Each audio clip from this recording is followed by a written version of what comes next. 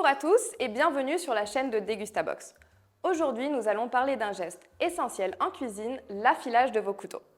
Pour faire simple, l'aiguisage est une technique qui est plutôt avancée et réservée aux professionnels, alors que l'affilage va vous permettre de maintenir une lame bien tranchante et prolonger la durée de vie de vos couteaux.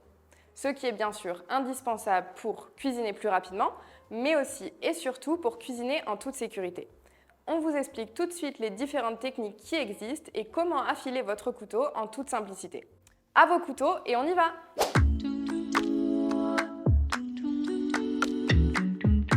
Alors, pour affiler vos couteaux, vous avez à disposition différents outils et techniques.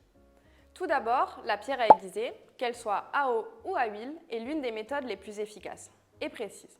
Mais elle demande une bonne prise en main, de la pratique et du temps pour obtenir de bons résultats.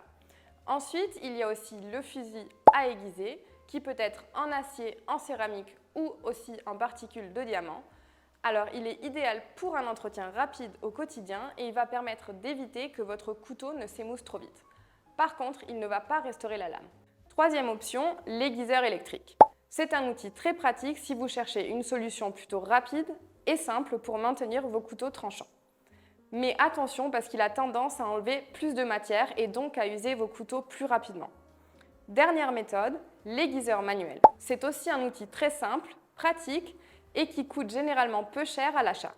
C'est une solution idéale surtout pour les personnes qui n'ont pas l'habitude d'aiguiser les couteaux, puisqu'elle ne demande aucun apprentissage ou presque.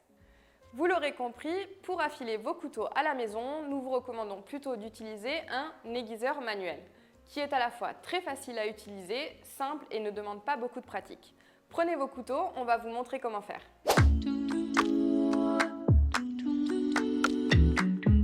Il vous suffit simplement de passer la lame dans les fentes, rien de plus simple. Après quelques passages, vous pouvez tester le tranchant en grattant légèrement la lame, mais surtout pas dans le sens de la coupe pour éviter de vous blesser. Pour être sûr, vous pouvez également tester votre couteau. Vous pouvez le faire directement avec vos ingrédients.